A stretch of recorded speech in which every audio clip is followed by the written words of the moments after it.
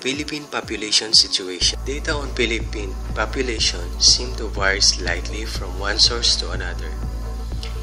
In the 1998 census reported in the World Almanac for Kids 2000, the Philippines had a total population of 77,726,000.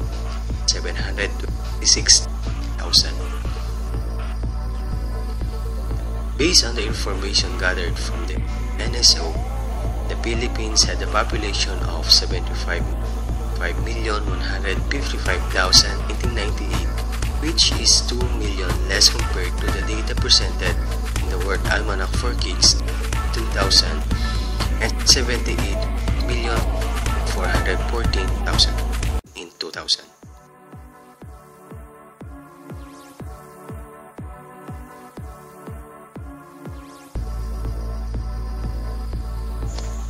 Causes of rapid population growth.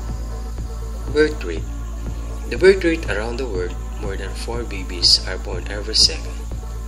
According to Thomas Malthus, there is a natural urge for people to reproduce, and that population has a constant tendency to increase.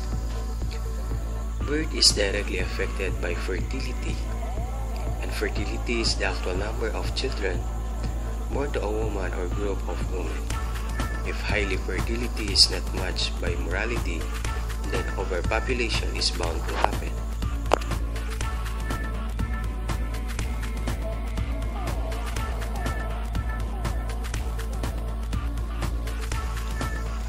Second is the death rate.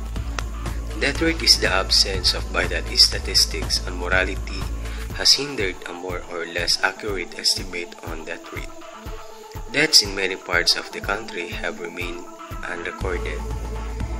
A decline in morality and more or less stable birth rate means a rise of population. Mortality has dropped because of modern and more extensive medical discoveries, vaccination services, better nutrition, and enhanced sanitation.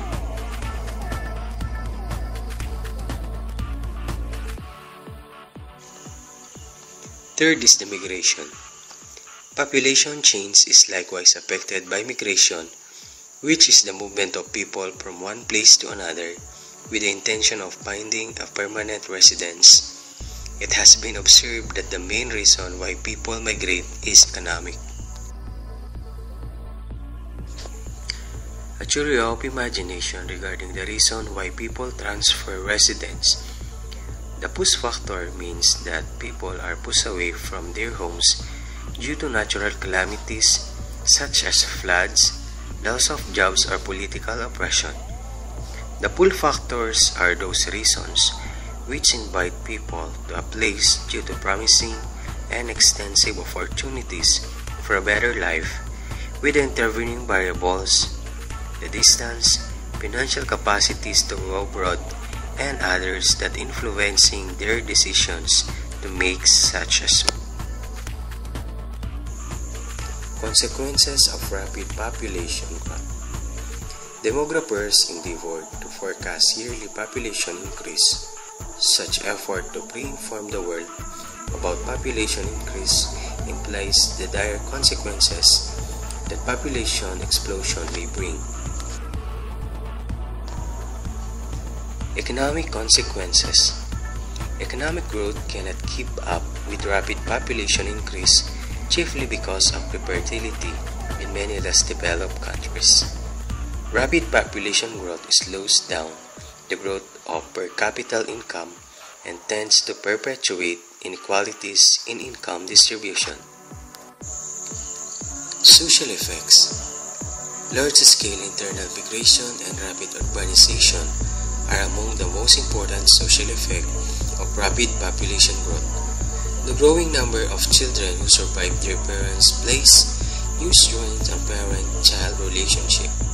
For instance, occupational opportunities outside the family requires migration of the child and allegiances to extra-familial organization. Political effects. Political and social conflicts among different ethnic, religious, and social groups are worsened by rapid population growth. Political and administrative stresses are increased by the rural-urban migration, partly caused by rapid population growth and by increasing demand for government services in health, education, welfare, and other functions. Consequences for education. High population growth adversely affect educational services. Because the number of children grows more rapidly than the total population, the need for educating children becomes more pronounced.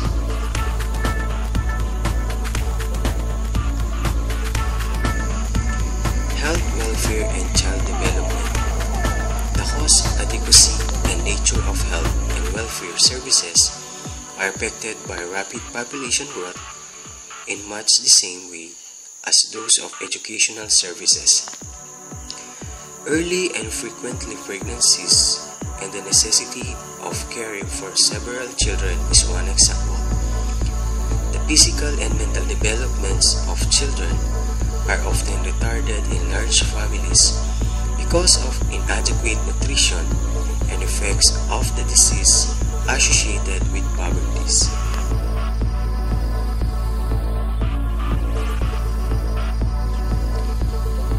Environmental deterioration. In developed areas, we see the sky above veiled in thick smoke, mines scarce on mountainsides, lying lakes, rivers discolored by industrial effluents, billboards along highways, conversation interrupted, overpowering noises from passing jet planes, spots of scenic beauties, paired